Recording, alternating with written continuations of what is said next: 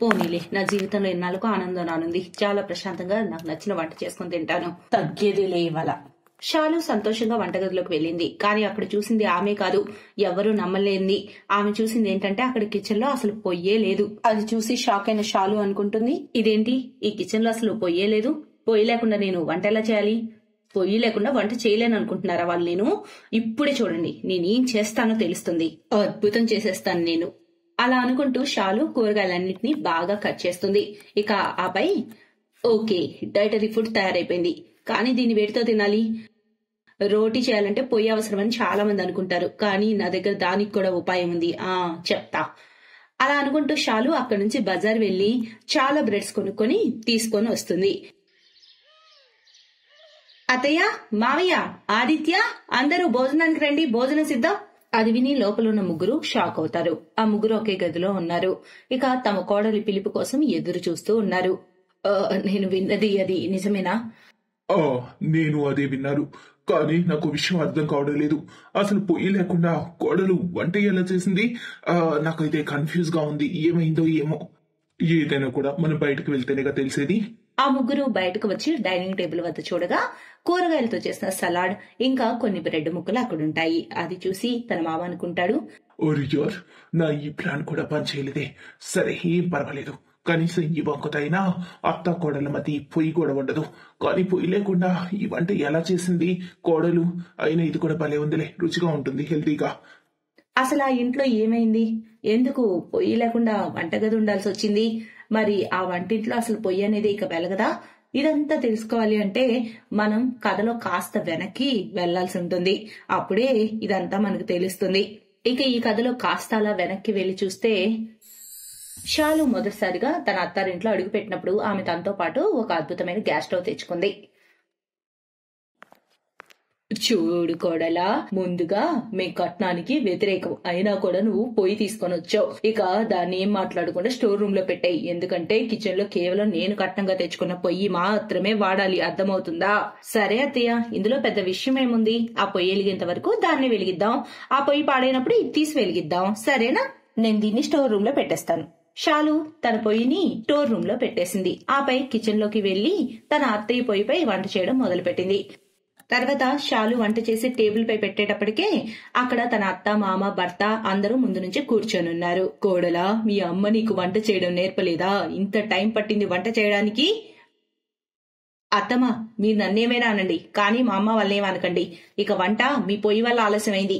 ఎంత చిన్న మంట వస్తుందంటే అడక్కండి. ఎంత స్లో మోషన్ లో రాఘవ కూడా డాన్స్ చేయలేడు. పాతకాలం నాటి స్టవ్ ఆగాగి మరీ వెలుగుతుంది. మరి నేనేం చేయను? అదంతే ఉంది స్లో మోషన్ లో.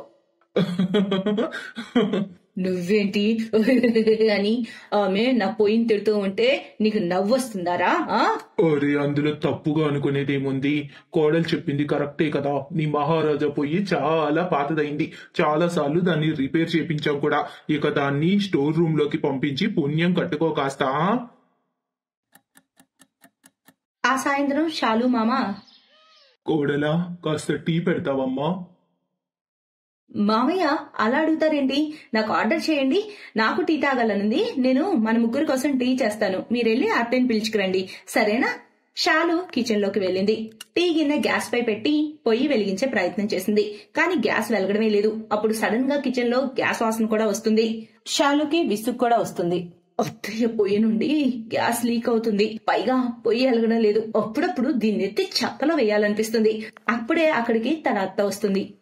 ఏమన్నావు నువ్వు? నా స్టవ్ ని చెత్తలో వేస్తావా?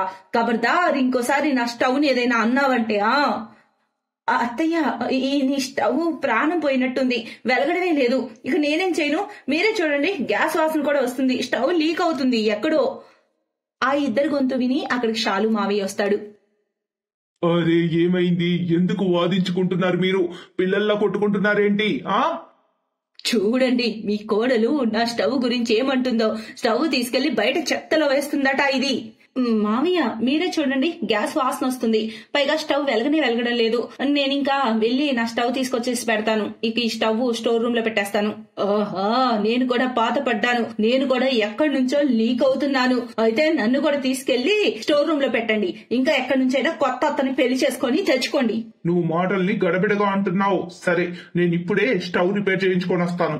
ఇక మీ గొడవ అయితే ఆపండి, చూస్తున్నా మీ గొడవతో. కొద్ది రోజుల వరకు అది నడిచింది. కానీ తర్వాత మళ్ళీ ఈ రోజు ఈ స్టవ్ సరిగ్గా వెలగడం లేదు, 1 గంట ఇది వెలిగించడానికి సరిపోతుంది, ఈ రోజు నేను వంట చేయను. అలా రాత్రి 10 అయింది. అప్పుడే ఆదిత్య శాలుని గట్టిగా పిలుస్తాడు. షాలు, రాత్రి 10 అయింది. నీ పొద్దున్నే పనిలోకి వెళ్ళాలి. ఇప్పటి వరకు వంట చేయలేదు, ఎందుకని? అవరే, ఏం చేయను, ఎలా చేయను? ఆ స్టవ్ వెలగడమే లేదు. 1 గంట అది వెలిగించడానికి సరిపోతుంది. నేను కొత్త స్టవ్ కూడా తెచ్చుకున్నా, కానీ పాపం అది స్టోర్ రూమ్ లోనే పడింది. దానికి ఏం వాల్యూ లేదు. నేనేం చేయను? ఇప్పటిదాకా బాగానే నడిచింది, కానీ నీ పెళ్ళం ఈ ఇంటికి వచ్చిన దగ్గర నుంచి రోజు నా స్టవ్ మీదే గోల. ఒక పని చేస్తాను, ఆ స్టవ్ తీసుకొని నేను ఈ ఇంటి నుంచి వెళ్ళిపోతాను. అప్పుడు అంతా అదే సెట్ అవుతుంది. సరేనా? మీకు అదే కావాలనుకుంటా మీ అందరికి కూడా. మా ఒక స్టవ్ ని పట్టుకుని ఇంత గొడవ ఏంటి? మేమేం ఈ స్టవ్ ని బయటపడేయడం లేదు కదా. దాన్ని బాగా సర్ది స్టోర్ రూమ్ లో ఉంచుతాం. ప్రతిరోజు దాన్ని చూసుకోవచ్చు నువ్వు. షాలు కొత్త స్టవ్ తెచ్చింది కదా, దానిపై వంట త్వరగా అవుతుంది. అర్థం చేసుకోమ్మా ఏంటనేది. నీ స్టవ్ నేమి పడేయడం లేదమ్మా. ఒక్కర్లేదురా, వదిలే. నా స్టవ్ తీసుకొని ఇల్లు వదిలి నేను ఎటైనా వెళ్ళిపోతాను. అప్పుడు మీరు కొత్త స్టవ్ పై వంట చేసుకోండి, సరేనా? మీ ఇద్దరు ఎప్పుడు చూడు ఆ స్టవ్ విషయమే తగాదులు పెట్టుకుంటూనే ఉంటారా? నువ్వు కోడలి కొత్త స్టవ్ కిచెన్ లో ఉంచాలి అనుకోవడం లేదు, ఇంకా కోడలు పాత స్టవ్ పై వంట చేయదలుచుకోలేదు. ఏంటి రోజు ఈ గోల? మాకు విసిగొస్తోంది ప్రాణానికి. అత్తయ్య, మావయ్య, నేను ఎలాగోలా దాని మీద వంట చేస్తాను, ఊరుకోండి మీరు. చూసావా, ఆఖరికి ఏదైనా సరే అత్త గెలవాల్సిందే. అందుకే కోడలా నాతో పెట్టుకోవద్దు, అర్థమైందా? షాలు అత్త పొయ్యి మీద వండటానికి ప్రయత్నం చేసింది. ఆమె పదే స్టవ్ ఆన్ చేయడానికి ప్రయత్నిస్తుంది, కానీ స్టవ్ వెలగడం లేదు. అప్పుడు సడన్ గా గ్యాస్ లీక్ అవడంతో మంట అంటుకుంటుంది. షాలు చీర కూడా తగలబడింది. ఆమె గట్టిగా అరవడం మొదలు పెట్టింది. ఆదిత్య, కాపాడండి! మావయ్య, మావయ్య, కాపాడండి! ఆదిత్య బకెట్ తో నీళ్లు తీసుకొచ్చి త్వరగా మంటలు ఆర్పాడు.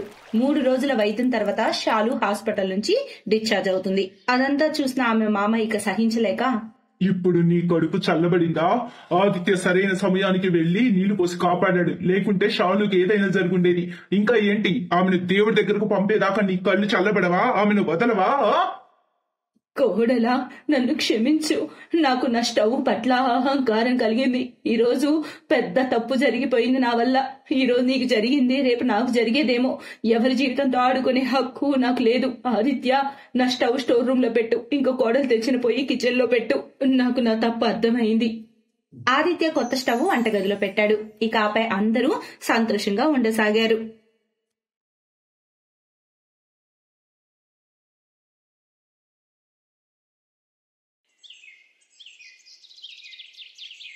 రోషిని వంటగదిలో నిల్చొని తన బాయ్ ఫ్రెండ్ అర్జున్తో వీడియో కాల్లో మాట్లాడుతుంది. అప్పుడే అక్కడకు తన తల్లి ఊర్మిళ వస్తుంది. ఓరి దేవుడా, ఈ పిల్ల కూరంతా మళ్లీ మాడగొట్టింది. నేను తనని గ్యాస్ ఆపమని పంపితే, కానీ ఇదేమో వీడియో కాల్లో ముచ్చట్లు మొదలుపెట్టింది. సారీ, నేను ధ్యాస పెట్టలేదు, నేను మర్చిపోయాను. ధ్యాస ఏం పెడతావు? నీ ధ్యాస అంతా సుమిత్ర కొడుకు అర్జున్ పై ఉంది. అరే, 24 ఏళ్ళొచ్చాయి, అయినా టీ చేయడం కూడా రాదు. రేపు అత్తారింటికెళ్లి వంట ఎలా చేస్తావనేదే నా బెంగ. రోషిని తన పక్కింటి కుర్రాడు అర్జున్ ని ప్రేమిస్తుంది. ఇప్పుడు ఆమెకు పెళ్లిడొచ్చింది, కానీ ఆమెకు వంట చేయడం రాదు. ఆ విషయమై వాళ్ళమ్మ ఎప్పుడు బాధపడుతూనే ఉంటుంది. ఇక మరోవైపు అర్జున్ అయితే తన వదిన చేసిన వంటలకి ఎప్పుడు ఏదో ఒక వంక పెడుతూనే ఉంటాడు. ఓహ్, ఏంటిది వదినా, ఈరోజు మళ్ళీ నీళ్ల పప్పు చారు చేశారు. మొత్తం నీళ్లే. ఆహా, అలా అయితే మరిది గారు, మీరు మీ పెళ్ళాన్ని తెచ్చుకొని పెళ్లి చేసుకుని ఆమె మీకోసం మంచి మంచి వంటలు చేసి పెడుతుంది. సుమన కోపంగా లోపలికి వెళ్లిపోతుంది. ఓహో అర్జున్, నువ్వు నీ నోరు అదుపులో పెట్టుకోలేవా? అరే పాపం, ఆమెను అనవసరంగా అంటున్నావు. తను సరిగ్గా చెప్పింది. ఒకవేళ నీకు మంచి వంటకాలు కావాలంటే పెళ్లి చేసుకో. నేను నీకోసం అమ్మాయిని వెతకడం మొదలు పెడతా. దాని అవసరం లేదమ్మా, అమ్మాయిని నేను ఆల్రెడీ చూసేసుకున్నా. ఇక్కడే పక్కనే ఉంటుంది. మన ఊర్మిళ ఆంటీ కూతురుంది కదా, రోషిని. ఓరే దేవుడా, ఆవార పిల్ల నచ్చిందా నీకు? ఎప్పుడు చూడు బయట తిరుగుతూనే ఉంటుంది. ఇంక ఇల్లు ఎప్పుడు చూసుకుంటుంది? అమ్మా, నువ్వు అలా అనుకోవద్దు. ఏం కాదు, ఆమె చాలా సంస్కారవంతురాలు, మంచిది. నేను తన్నే పెళ్లి చేసుకుంటాను. తన్ను కాదంటే ఇంకా నేనెవరిని పెళ్లి చేసుకోను అంటూ తేల్చి చెప్పేస్తాడు అర్జున్. ఇంకేమవుతుంది, తన కొడుకు మొండితనం ముందు సుమిత్ర ఓడిపోతుంది. ఇంకా రోషినితోనే అతను పెళ్లి చేసేస్తుంది. పెళ్లి చేసుకుని రోషిని తన అత్తారింటికి వచ్చేస్తుంది. తర్వాత రోజు తన మొదటి వంటగది ఆచారంలో ఆమె హల్వా తయారు చేయాలి. కానీ తన చేయి నొప్పిగా ఉందనే సాకుతో హల్వా తన తోటి కోడలతో చేపిస్తుంది. ఈ విధంగా తన మొదటి వంటగది ఆచారమైతే తను గట్టెక్కుతుంది. కానీ లోపల రోషిని కంగారు పడుతూ ఉంటుంది. ఓరి దేవుడా, ఇంటికి సంబంధించిన మిగిలిన పనులన్నీ చేయగలను, కానీ నాకు వంట చేయమని ఎవరు చెప్పకూడదు ప్లీజ్.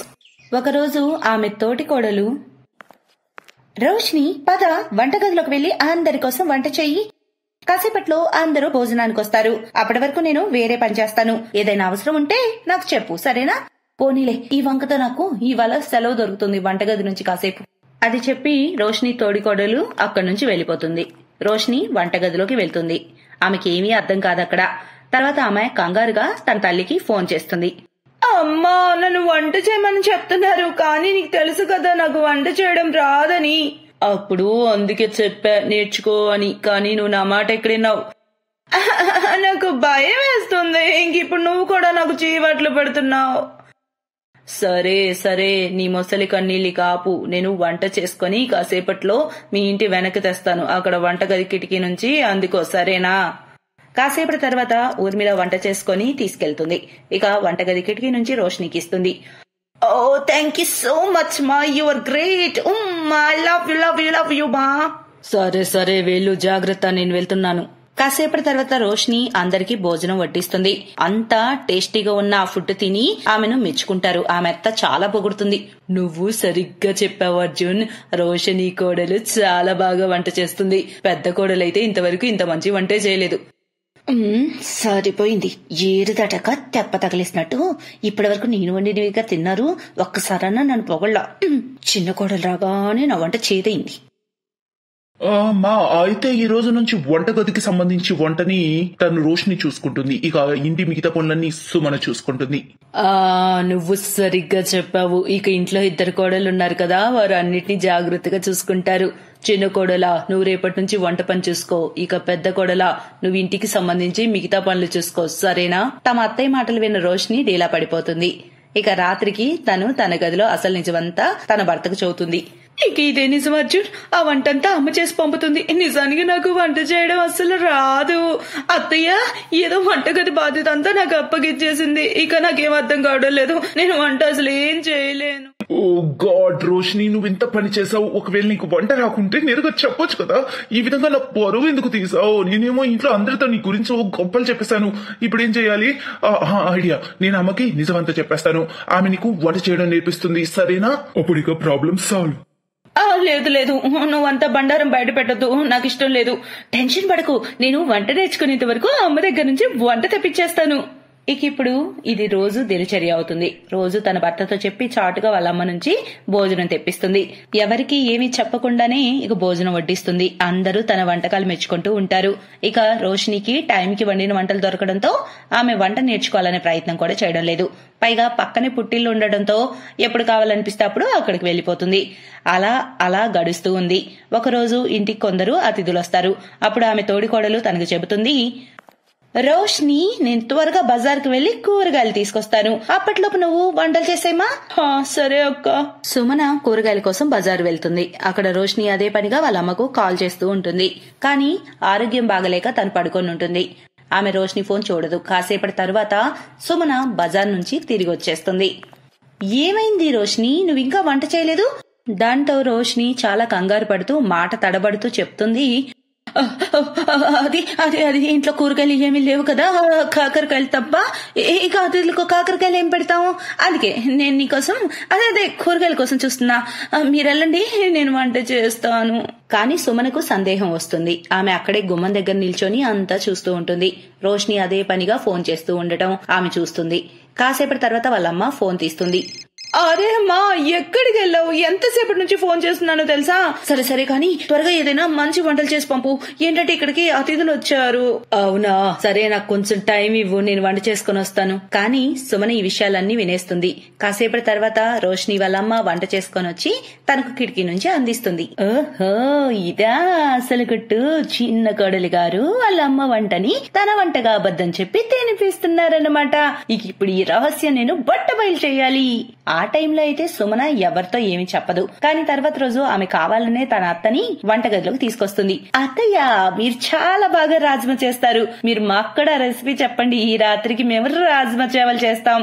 అవునా, సరే అయితే నేను చెప్తా ఉంటాను, మీరు చేస్తూ ఉండండి. ఓ నో, ఇప్పుడు వీళ్ళు ఇక్కడే నించుంటే ఇక నా పని అయిపోయినట్టే. అరే చిన్న కొడలా, ఏం ఆలోచిస్తున్నావు? పద కానీ బియ్యం తీసేసి పొయ్యి మీద పెట్టు. రోష్ని కంగారు పడుతుంది. ఆమె కుక్కర్ ప్లేస్ లో కడాయి పెడుతుంది. ఇక ఆమె కేవలం బియ్యం నీళ్లు లేకుండా అలా అందులో వేస్తుంది. అరే ఇదేంటి కొడలా, ఏదో తెలియని దానిలో వంట చేస్తున్నావు. ఇక అప్పుడు ఆమె ఏడవడం మొదలు పెడుతుంది. తన అత్తకు నిజమంతా చెప్పేస్తుంది. అత్తయ్య, నేను ఈ వంటంతా పక్కింట్లోని మా అమ్మ దగ్గర నుంచి చేపించుకొని తెప్పిస్తున్నాను. నిజానికి నాకు వంట చేయడం అస్సలు రాదు. చూసారా అత్తయ్య, మీరు తెగ పొగిడిన అమ్మగారికి సరిగ్గా గ్యాస్ వెలిగించడం కూడా రాదు. ఈమె తన పక్కిళ్లే పుట్టిల్లవడం అనే లాభాన్ని తెగ వాడుకుంది. తన తల్లితో వంట చేపించుకొని తెప్పించుకుంది. ఇక మీరేమో నన్ను అంటూ ఉండేవారు ఈమెను మెచ్చుకుంటూ. తన తోడికోడల మాటలు విని రోష్ని ఏడుస్తుంటుంది. అప్పుడు వాళ్ళ అత్తయ్య సుమన్తో అంటుంది, నువ్వు నోర్ముయ్, నీ పెళ్ళైనప్పుడు మాత్రం నీకేమన్నా వంట వచ్చా? నువ్వు కూడా మెల్లమెల్లగా నీ పుట్టింటికి వెళ్ళొచ్చి నేర్చుకున్నావు. ఇక రోష్ని కోడలా, ఇందులో ఏముంది ఏడవడానికి? ఈ రోజు నుంచి నేను మీ ఇద్దరికి వంట నేర్పిస్తాను, మీరు శ్రద్ధతో నేర్చుకోండి. ఇక సుమిత్ర తన ఇద్దరి కోడళ్లకు వంట చేయడం నేర్పిస్తుంది. కొద్ది రోజులకే ఇద్దరు వంట చేయడం బాగా నేర్చుకుంటారు. Best buddies.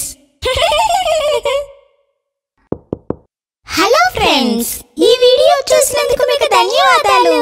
ఒకవేళ మీకు ఈ వీడియో నచ్చినట్లయితే దయచేసి లైక్ చేసి సబ్స్క్రైబ్ చేయండి మరియు ఈ వీడియోపై కామెంట్ చేయండి. ఇంకో విషయం, షేర్ చేయడం మర్చిపోకండి. ఇలాంటి మరిన్ని వీడియోలు మీరు చూడాలనుకుంటే కిందనే ఉన్న బెల్ బటన్ని నొక్కండి. చూస్తూనే ఉండండి బెస్ట్ బడీస్.